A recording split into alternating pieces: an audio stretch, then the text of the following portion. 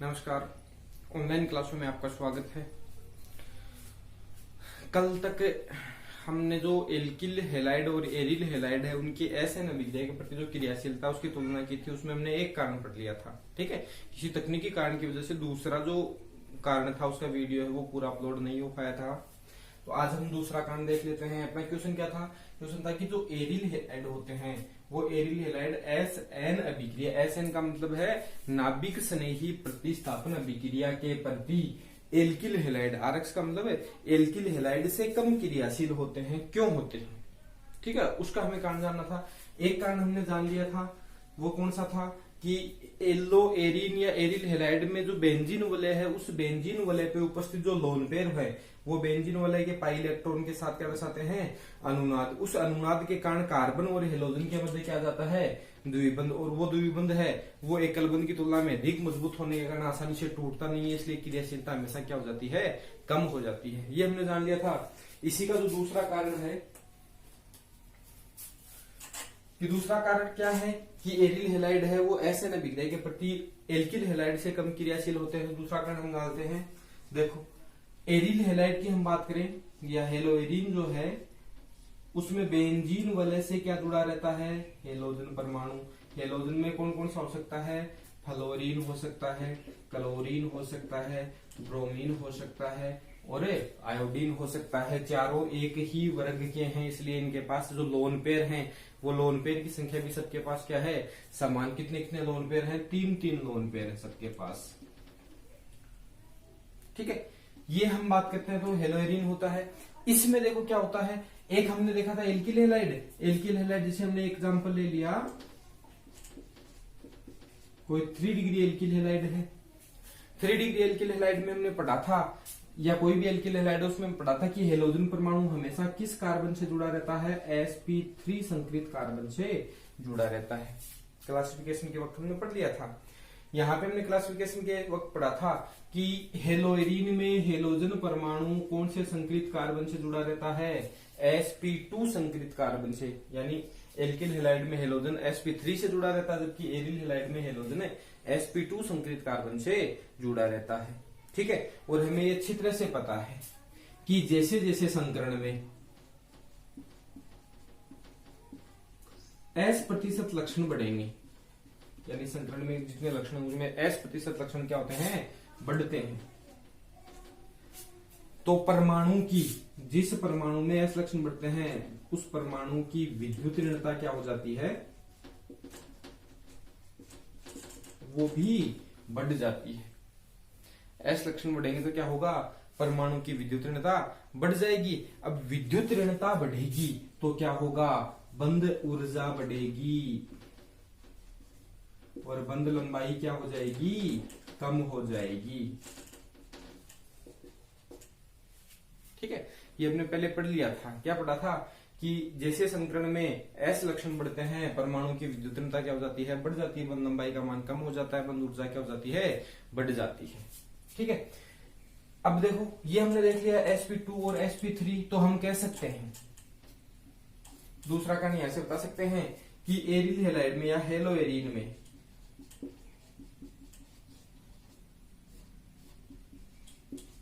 अक्ष का मतलब हेलोजन परमाणु,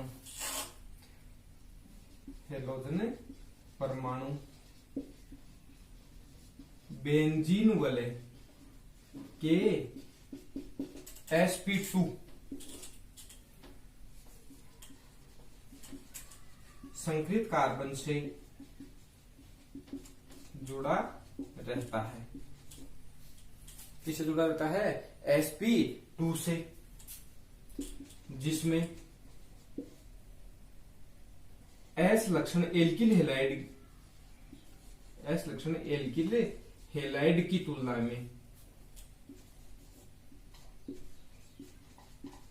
तुलना में अधिक होने के कारण, ठीक है, यानी क्या होता है? हेलोजन परमाणु बेंजीन वलय के sp2 संकरित कार्बन से जुड़ा रहता है और sp2 संकरित कार्बन में S लक्षण क्या हो जाते हैं? बढ़ जाते हैं। S लक्षण बढ़ने के कारण कार्बन परमाणु की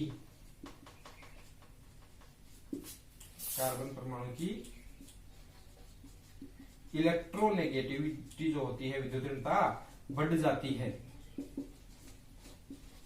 विद्युत ऋणता बढ़ेगी तो क्या हो जाता है, बंद ऊर्जा का मान बढ़ जाता है, जिससे बंध मजबूत हो जाता है, और बंध मजबूत हो जाएगा तो आसानी से टूटेगा नहीं, इसलिए क्रियाशीलता क्या हो जाएगी, कम हो जाएगी।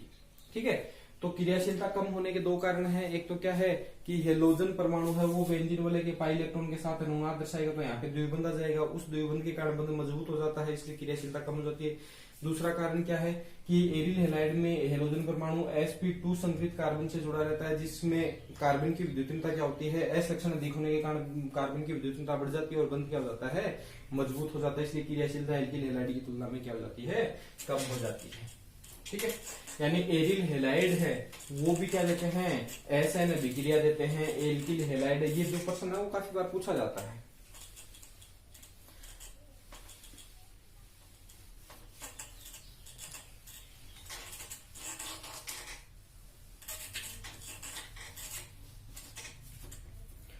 अब ये तो हो गया, एरिल हैलाइड और एल्किल हैलाइड दोनों क्या देते हैं, SN अभिक्रिया देते हैं, यानी नाभिक स्नेही प्रतिस्थापन अभिक्रिया देते हैं। ये भी पता चल गया कि एल्किल हैलाइड है उसकी क्रियाशीलता है वो हमेशा क्या होती है, ज्यादा, जबकि एरिल हैलाइड है उसकी क्रियाशीलता हमेशा क्या होती है, कम होती है। कम होती है इसका मतलब वो आसानी से अभिक्रिया नहीं देगा, तो हम कुछ अभिक्रिया पढ़ लेते हैं।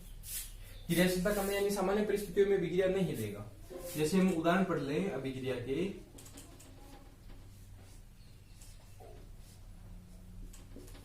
एक तो हमने पढ़ लिया एरिल हैलाइड, एक हम पढ़ लेते हैं एल्किल हैलाइड। ठीक है, एरिल हैलाइड की विक्रिया किसके साथ करवाएं, NaOH के साथ, और इसकी भी किसके साथ करवा दें, NaOH के साथ। कौन से के साथ करवा दें, जलीय के साथ करवा दें। इसकी भी जलीय NaOH के साथ अभिक्रिया करवा दें, इसकी भी जलीय NaOH के साथ अभिक्रिया करवा दें। ठीक है, तो ये विक्रिया हमने पढ़ी है कि सामान्य परिस्थितियां मतलब रूम टेम्परेचर है, ठीक है, उस पे क्या होता है, OH माइनस एक्स को क्या कर देता है, प्रतिस्थापित, और क्या बन जाता है, एल्कोहल। किसका निर्माण होता है, एल्कोहल का। किसमें, सामान्य परिस्थितियों में। जबकि जब हम बेंजीन वाले या हेलोबेंजीन जो होता है उसकी विक्रिया NaOH के साथ करवाते हैं, तो यहाँ पे देखो बनना तो क्या था,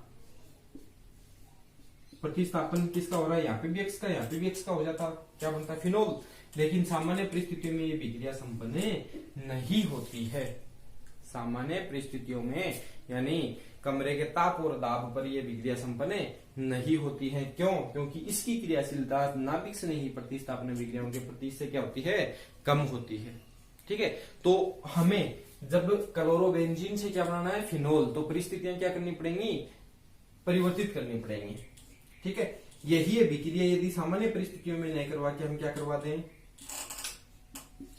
या तो यानी फिनोल बनाना है NaOH के साथ या NaHCO3 सोडियम बाइकार्बोनेट के साथ करवा दें, किसमें 623 केल्विन तो ताप पर और उच्च दाब पर। देखो ये विक्रिया सामान्य परिस्थितियों में हो रही है, जबकि ये विक्रिया सामान्य परिस्थितियों में नहीं होती है।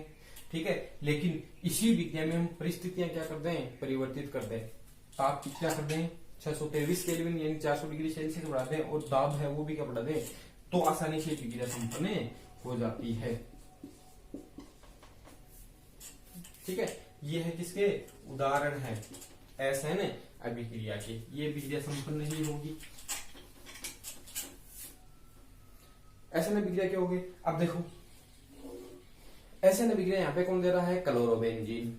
ठीक है, यदि हम देखो इसके अनुनादी संरचनाओं में देखते हैं कि इसकी ऑर्थो स्थिति और पैरा स्थिति पर क्या आता है, माइनस चार्ज आता है, इलेक्ट्रॉन की अधिकता हो जाती है।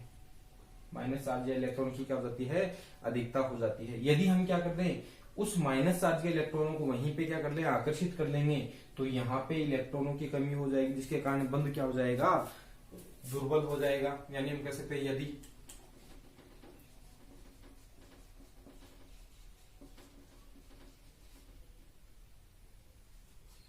यदि हेलोबेंजीन में बेंजीन वलय की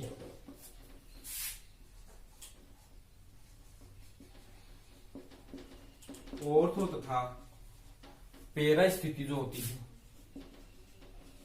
ऑर्थो तथा पेरा स्थिति पर कोई माइनस आई प्रभाव वाला, अरे माइनस आई प्रभाव, माइनस आई प्रभाव का मतलब है इलेक्ट्रॉन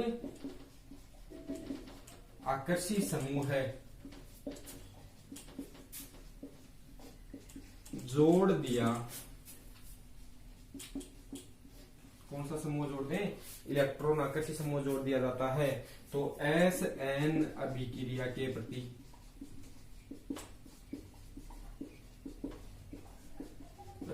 क्रियाशीलता क्या हो जाती है, बढ़ जाती है।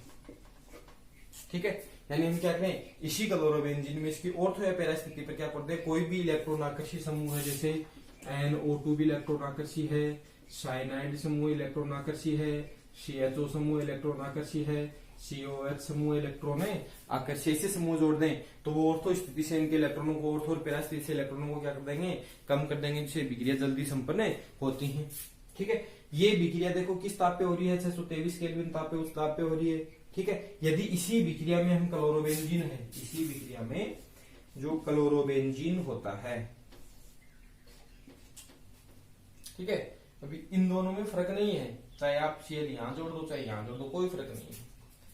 क्लोरोबेंजीन देखो यहां पे जुड़ा है, इसके लिए ऑर्थो स्थिति दूसरे नंबर की, ये ऑर्थो ये मेटा और ये पैरा, इसके लिए ये ऑर्थो ये मेटा और ये पैरा। तो ऑर्थो स्थिति पे हमने क्या जोड़ दिया, NO2 क्या है, एक इलेक्ट्रॉन आकर्षी समूह है। उसके बाद इसकी विक्रिया किसके साथ करवा दी, NaOH या NaHCO3 के साथ हम करवा देते हैं। तो यही है विक्रिया, पहले कितने ताप पे संपन्न हो रही थी, 623 केल्विन पे, किस पे हो जाएगी, 400 केल्विन ताप पे ही संपन्न हो जाती है। इसका मतलब 400 केल्विन ताप पे ही Cl की जगह कौन आ जाएगा, OH आ जाएगा। ठीक है, अब इसमें कोई फर्क नहीं है, नहीं कि गुरुजी यहाँ तो Cl है, वो यहाँ जुड़ा हुआ है, यहाँ पे OH, कहीं जोड़ दो कोई फर्क नहीं पड़ता है। ठीक है, लेकिन इन दोनों की स्थितियों को ध्यान में रखना है कि 1-2 पे है तो यहाँ पे भी 1-2 पे ही होने चाहिए। ठीक है, अब ये देखो हमने कौन सी स्थिति पे जोड़ा है, ऑर्थो पे। यदि हम ऑर्थो और पैरा दोनों पे जोड़ दें, Cl यहाँ पे भी हमने क्या जोड़ दिया, NO2, यहाँ पे भी क्या जोड़ दिया, NO2, दोनों पे क्या जोड़ दिया, NO2 इलेक्ट्रॉन आकर्षी समूह है। उसके बाद विक्रिया करवा दी सोडियम बाई कार्बोनेट से, इसका मतलब 2 इलेक्ट्रॉन आकर्षी समूह ऑर्थो और पैरा पे जोड़ दिए तो क्रियाशीलता ज्यादा हो जाएगी। ठीक है, अब ये विक्रिया हो जाएगी 370 केल्विन ताप पे ही संपन्न हो जाती है। पहले 400 पे हो रही थी, यदि कोई भी समूह नहीं जुड़ा है तब 623 पे हो रही थी, एक हमने समूह जोड़ दिया ऑर्थो पे 400 पे, 2 जोड़ दिए 370 पे।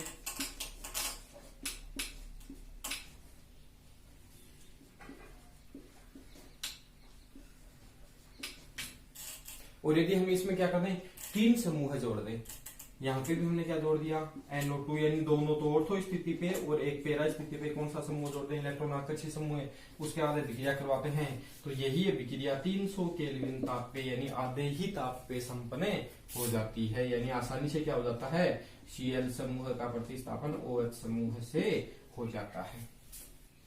तो यह है एरिल हैलाइड की नाभिक स्नेही प्रतिस्थापन अभिक्रिया।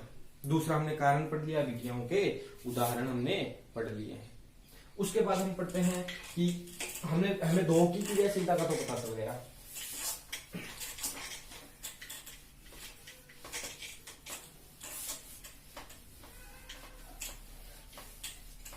एल्किल हैलाइड और एरिल हैलाइड की क्रियाशीलता का पता चल गया, किसके प्रति, SN के प्रति, कि ज्यादा क्रियाशील कौन होता है, एल्किल हैलाइड, उससे कम कौन होता है, एरिल हैलाइड। लेकिन कई बार प्रश्न पूछ लिया जाता है कि निम्न को SN अभिक्रिया के प्रति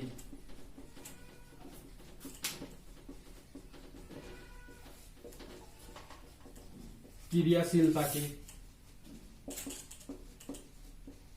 बढ़ते क्रम में या घटते क्रम में व्यवस्थित कीजिए।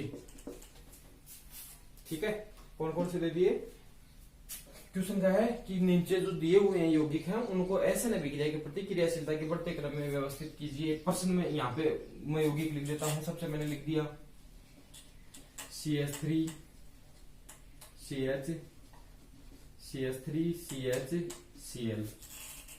ठीक है, क्या है लिख सकता हूं यहाँ पे एल्किल हेलाइड। दूसरा मैंने लिख दिया C6H5। C6H5 का मतलब फेनिल समूह हो गया। Cl क्या है, एरिल हेलाइड।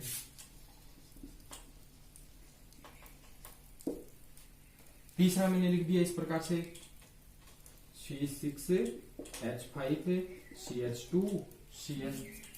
क्या लिख दिया, C6H5 CH2 Cl, यानी बेंजीन वाला से H की संकलित कार्बन जुड़ा है, उससे क्या जुड़ा है, Cl। कौन सा है, बेंजिलिक हेलाइड, या जिसको हम बोलते हैं बेंजिल हेलाइड। यानी चौथा हमने लिख दिया CH2 double bond CH2 sorry CH2 और Cl। ये कौन सा है, एलाइडिक हेलाइड।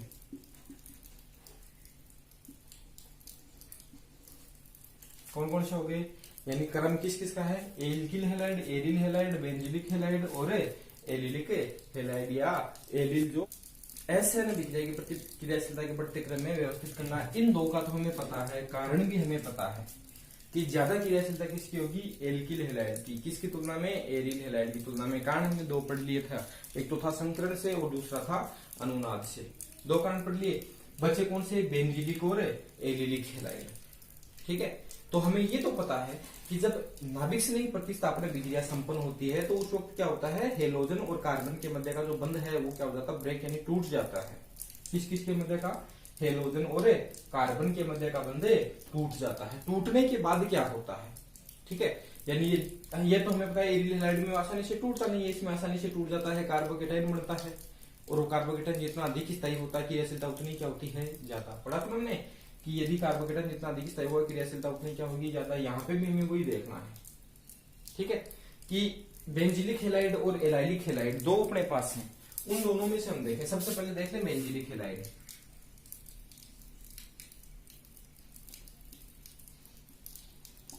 CH2 Cl। ठीक है, जब ऐसा अभिक्रिया होगी उस वक्त ये बंध टूट जाएगा।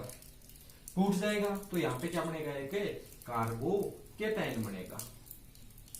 क्या बन जाएगा, कार्बोकेटाइन। अब देखो ये जो कार्बोकेटाइन बनता है उस कार्बोकेटाइन में कार्बन पे उपस्थित धनावेश और ये बेंजीन वाले के पाई इलेक्ट्रॉन दोनों क्या है, एकांतर क्रम में क्या दर्शाएंगे, अनुनाद दर्शाएंगे। कैसे दर्शाएंगे, देखो इस बंध के इलेक्ट्रॉन यहां जाएंगे,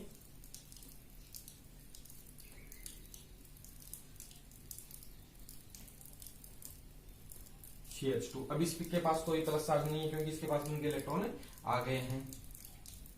अगले संरचना में क्या होगा,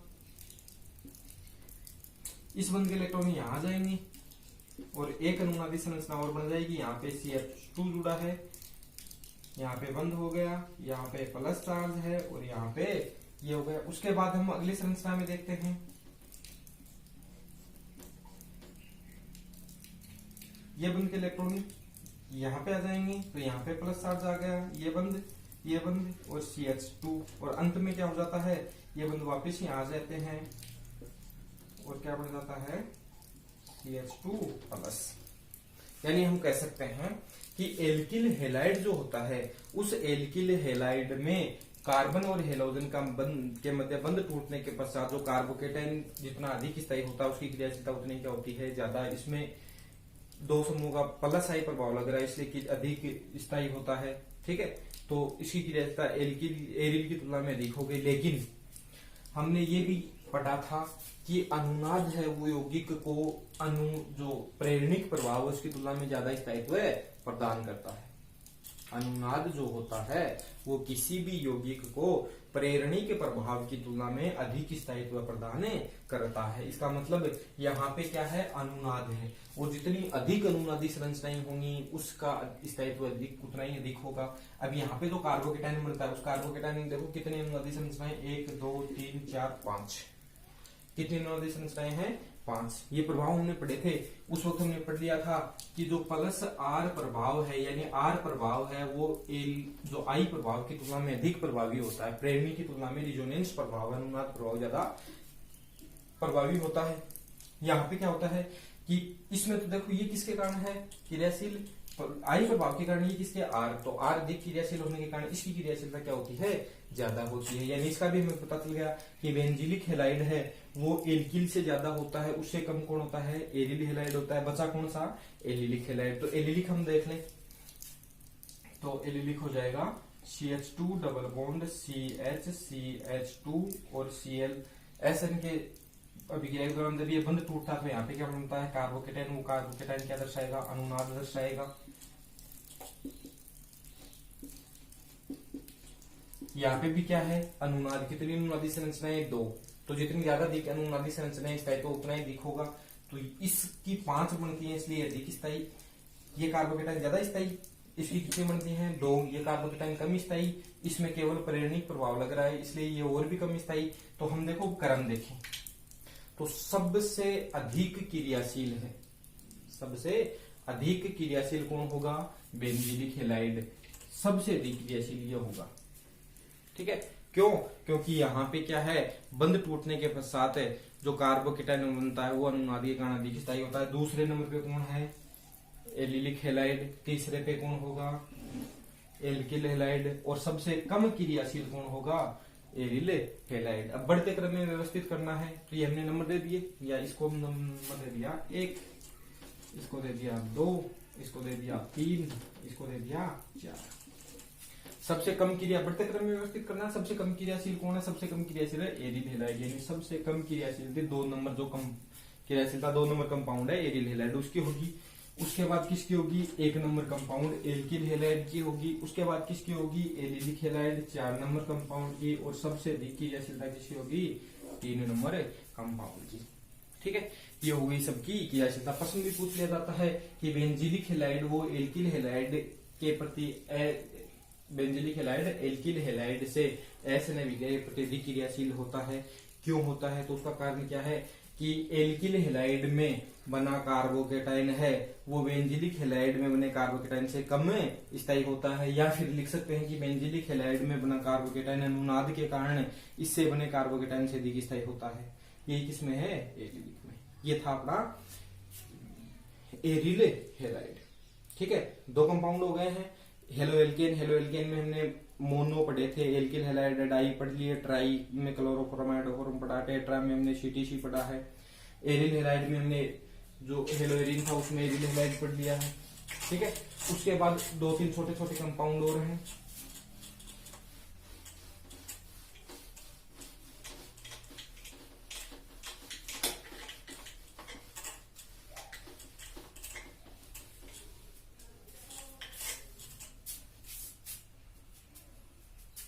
एक कंपाउंड हम कहते हैं CFC, पूरा नाम क्या है,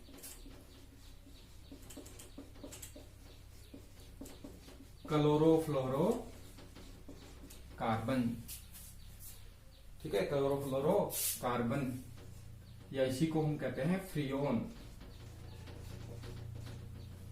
क्या कहता है, फ्रियोन्स। क्लोरोफ्लोरोकार्बन हम देखो 5वीं 6वीं क्लास से पढ़ते आ रहे हैं, लेकिन हमने अब तक यही पढ़ा है कि क्लोरोफ्लोरोकार्बन होता क्या है।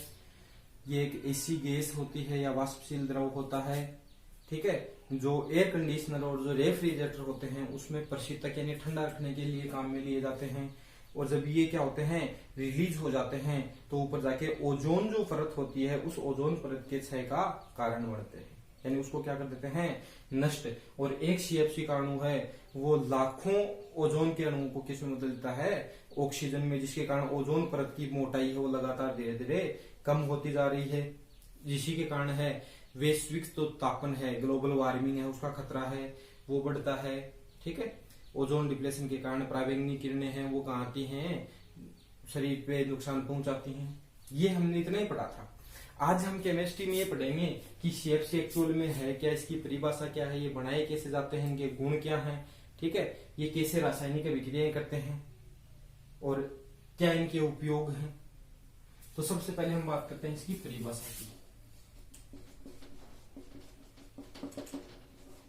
जैसा नाम में दिया हुआ है, क्लोरोफ्लोरोकार्बन, ठीक है, यानी कितने परमाणु जरूरी हैं, कितने, एक तो ऐसे कंपाउंड जिसमें क्या हो, क्लोरीन हो, फ्लोरीन हो और कार्बन। तीन तो नेसेसरी है ही है, साथ में चौथा कौन सा हो सकता है, हाइड्रोजन। क्या हो सकता है, हाइड्रोजन। तो इन दोनों को तो हम क्या बोलते हैं, हाइड्रोकार्बन।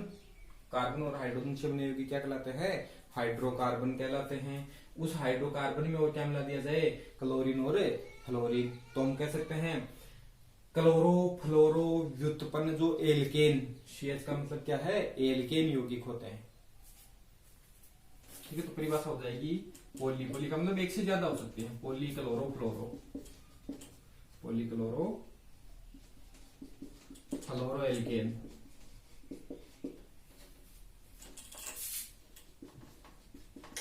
एल्केन का मतलब क्या होगा, एल्केन में केवल क्या होते हैं, कार्बन और हाइड्रोजन, उसमें क्या हो, क्लोरीन और फ्लोरीन हो, तो उसे हम क्या कर देंगे, पोली क्लोरो फ्लोरो एल्केन जो है वो क्या कहलाते हैं, पोली क्लोरो फ्लोरो एल्केन है वो क्या कहलाते हैं, फ्रियोन कहलाते हैं। क्या कहलाते हैं, फ्रियोन्स या CFC जिसको हमें बोलते हैं। दूसरी हम परिभाषा दे सकते हैं कि एल्केन के क्लोरो फ्लोरो व्युत्पन्न यौगिक,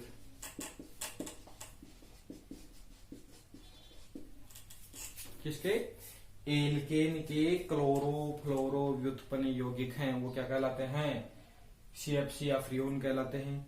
यानी पॉलीक्लोरो फ्लोरो यानी एल्केन है, उस एल्केन से हम क्या करते हैं, हाइड्रोजन परमाणुओं का प्रतिस्थापन क्लोरीन या फ्लोरीन एक से ज्यादा कर सकते हैं। तो जो यौगिक बनेगा उसे हम क्या कर देंगे, फ्रियोन्स। या फिर एल्केन के क्लोरो फ्लोरो व्युत्पन्न, एल्केन के हाइड्रोजन को क्लोरीन और फ्लोरीन से प्रतिस्थापित करने पर बने यौगिक क्या कहलाते हैं, फ्रियोन्स कहलाते हैं। जैसे हम उदाहरण की बात करें, अपने पास यौगिक है CH4, ठीक है, इस CH4 का हमने क्या करवा दिया, हेलोजनीकरण करवा दिया। Cl2 के साथ किसकी उपस्थिति में, प्रकाश की उपस्थिति में क्या बना, CH3Cl। क्या बन गया, CH3Cl। इस CH3Cl की अभिक्रिया हम किसके साथ करवा दें, HF के साथ करवा दें।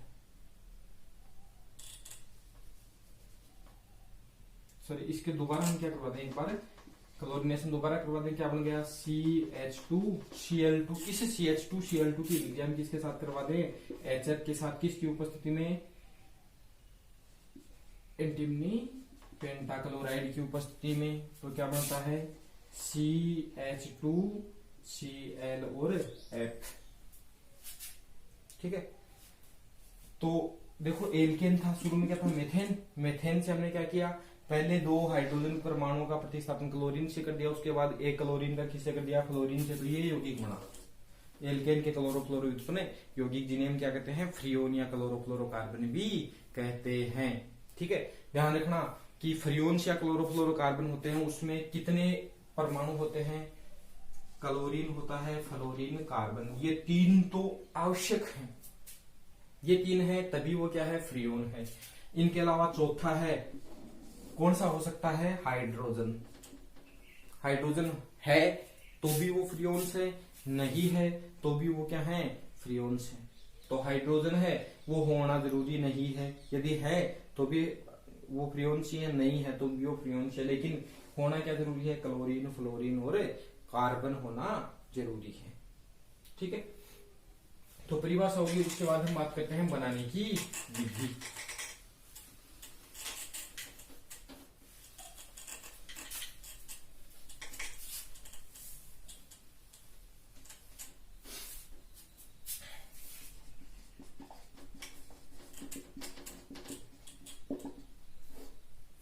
एक कंपाउंड हमने पढ़ा था CCl4, कार्बन टेट्रा क्लोराइड। इस कार्बन टेट्रा क्लोराइड की विक्रिया हम किसके साथ करवा दें, HF के साथ करवा दें, किसकी उपस्थिति में, एंटीमनी पेंटा क्लोराइड की उपस्थिति में। तो हाइड्रोजन है, जो फ्लोरीन है वो किसको प्रतिस्थापित कर देगा, Cl को। ठीक है, यानी ऐसे विक्रिया होगी, परपलाविक से नहीं है। क्या बन जाएगा, CCl3F, और जो H है वो किसके साथ निकल जाएगा, Cl के साथ। ठीक है, यहाँ पे इस कंपाउंड में क्या है, कार्बन भी है, क्लोरीन भी है और फ्लोरीन, इसलिए क्या है, क्लोरोफ्लोरो कार्बन। ठीक है, और हमें बनाना हो तो इस CCl3H की विक्रिया हम किसके साथ करवा दें, HF के साथ करवा दें, किसकी उपस्थिति में, HbCl5 की उपस्थिति में एक क्लोरीन एक और प्रतिस्थापित देगा, तो Cl बचेंगे 2, F2 प्लस HCl, यानी 2 की करवा दें तो भी बन सकता है। किससे बन सकता है, कार्बन टेट्रा क्लोराइड से। दूसरा है वो है क्लोरोफॉर्म से, CHCl3 से। तो CHCl3 में भी क्या है, क्लोरीन, इसकी विक्रिया किसके साथ करवा दी हमने, HF के साथ। क्या बना, CHCl2F, ठीक है, साथ में क्या निकल गया, HCl। या इसकी भी हम दो अणुओं के साथ करवा दें, एक के साथ हो गई, एक के साथ और करवा दें HF, क्या हो जाएगा, CHClF2। यहाँ पे भी क्या है, देखो इसमें carbon chlorine fluorine, carbon chlorine fluorine, इसमें carbon hydrogen chlorine fluorine, hydrogen है तो भी वो फ्रियोन्स है, नहीं है तो भी वो क्या है, फ्रियोन्स है। तो ये भी क्या है, फ्रियोन, ये भी क्या है, फ्रियोन। तो ये है बनाने की विधि, यानी एंटीमनी पेंटाक्लोराइड की उपस्थिति में जब क्लोरोफॉर्म या CCl4 की विक्रिया किसके साथ करवाते हैं, HF के साथ करवाते हैं। किसके साथ करवाते हैं, HF के साथ। तो किसका निर्माण होता है, फ्रियोन्स या कार्बन क्लोरोफ्लोरोकार्बन का निर्माण हो जाता है। ठीक है, उसके बाद हम पढ़ते हैं इनका नामकरण।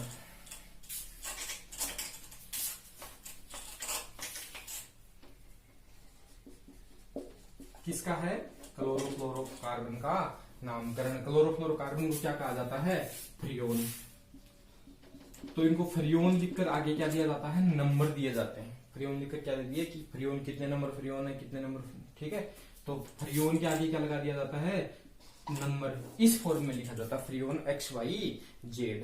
कोई भी फ्रियोन, कोई भी क्लोरोफ्लोरोकार्बन है, उसके नामकरण उसको किस रूप में लिखा जाता है, फ्रियोन। फ्रियोन के आगे नंबर दिए जाते हैं। अब वो नंबर क्या होते हैं, 3 अंक लिखे जाते हैं। कितने अंक लिखे जाते हैं, 3 अंक। पहला अंक लिखते हैं तो पहला अंक किसको देख के लिखते हैं कि जो क्लोरोफ्लोरोकार्बन था, ठीक है, X का मतलब है यौगिक में कार्बन की संख्या में से एक घटाकर, कार्बन की जितनी संख्या 2 है तो कितना, 1 घटा के 1 लिख देंगे, 3 है तो 2 घटा के 1 घटा के 2 लिख देंगे। ठीक है, Y क्या होता है कि यौगिक में, Y किसके रूप में, यौगिक में जो हाइड्रोजन होते हैं उसकी संख्या में 1 जोड़कर लिखा जाता है। यदि 1 हाइड्रोजन है तो कितना लिख देंगे, 2 है तो कितना लिख देंगे, 3। Z क्या होता है, Z है यौगिक में फ्लोरीन परमाणुओं की संख्या। किसकी संख्या, फ्लोरीन परमाणुओं की संख्या।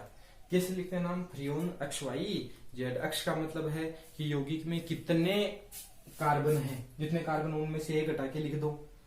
Y का मतलब है यौगिक में जितने हाइड्रोजन है उसमें से 1 घटा के लिख दो। Z का मतलब है यौगिक में जितने भी फ्लोरीन परमाणु हैं उतने के उतने लिख दो। ठीक है, तो वो क्या जाएगा, नाम आ जाएगा। जैसे हमने अभी एग्जांपल पढ़े थे CCl3F, इसका हमें नामकरण करना है, नंबर देने हैं फ्रियोन्स। तो देखो नंबर देंगे तो कितने नंबर फ्रियोन है, तो फ्रियोन X का मतलब कितने कार्बन, 1 कार्बन, 1 में से घटाएंगे कितना बचा, 0। वो 0 को न लिखें तो भी कोई दिक्कत नहीं है। दूसरा क्या है, Y का मतलब जितने हाइड्रोजन हैं उस हाइड्रोजन में क्या करते हैं, 1 जोड़ दें। हाइड्रोजन कितने इसमें, 0 में 1 जोड़ो, 1। ठीक है, Z क्या है, फ्लोरीन परमाणु की संख्या, इसमें फ्लोरीन कितने हैं, 1। तो ये क्या होगा, फ्रियोन 11। 0 नहीं लिखे तो भी कोई दिक्कत नहीं है। नाम क्या हो गया इसका, फ्रियोन 11 हो गया। ठीक है, क्या हो गया, फ्रियोन 11। और हम देख लें CCl2F2, यहां पे देखें तो नाम क्या हो जाएगा, फ्रियोन। कार्बन की संख्या कितनी है, 1 में से घटा के लिख दिया, 0 नहीं लिखे तो भी कोई दिक्कत नहीं है, चलो हटा दिया वापिस। उसके बाद Y क्या है, हाइड्रोजन, हाइड्रोजन कितने हैं, 0 में 1 जोड़ो, 1। ठीक है, Z क्या है, फ्लोरीन कितने हैं, 2। तो ये कितना हो गया, फ्लोरीन 12, फ्रियोन 12। क्या होगा, फ्रियोन 12। इसके अलावा और देखें CHCl2F, ये भी फ्रियोन है क्योंकि इसमें कार्बन, हाइड्रोजन, क्लोरीन, फ्लोरीन है। इसका हम क्या कहते हैं, नाम लिखे, कितने नंबर फ्रियोन है वो हमें देखना है। तो देखो 3 अंकों में लिखेंगे। सबसे पहले X का मतलब क्या है, जितने कार्बन उसमें से घटाएगी, लेकिन तो इसमें कार्बन कितना है, केवल एक में से घटाओ 0, 0 नहीं लिखें तो भी कोई दिक्कत नहीं है, चलो हटा दिया वापिस से। उसके बाद वाई क्या है, हाइड्रोजन, जितने हाइड्रोजन उसमें एक जोड़ दो, हाइड्रोजन कितने इसमें, एक में एक जोड़ो 2, ठीक है। और जेड का मतलब क्या है, फ्लोरीन परमाणु की संख्या, फ्लोरीन कितने हैं, 1, तो नाम कितना होगा इसका, फ्रियोन 21, CHClF2। इसका लिखें तो सबसे पहले देखो फ्रियोन लिखना ही है, कितने नंबर फ्रियोन है, कार्बन की संख्या 1 में से घटाओ 0, हाइड्रोजन की संख्या 1 में जोड़ो 2, फ्लोरीन 2 है, फ्रियोन 22। तो इस प्रकार से हम कार्बन, हाइड्रोजन और फ्लोरीन परमाणु की संख्या से किसी भी फ्रियोन का आसानी से नाम या उसका नंबरिंग कर सकते हैं कि इस फ्रियोन का क्या नाम होगा, ठीक है। और खूब सारे फ्रियोन आपकी किताब में भी दिए हुए हैं या फिर आप लिख सकते हो, ठीक है, बना के उसके बाद आप उनका नामकरण करके देख लेगा। बाकी जो बचेंगे वो आपको कल करवा दिए जाएंगे, ठीक है। कल अपना चैप्टर है वो कंप्लीट हो जाएगा। नाम से कैसे सूत्र लिखते हैं, DDT और BH, इतना और बचा है वो कल आपको करवाते हैं। आज की क्लास में इतना।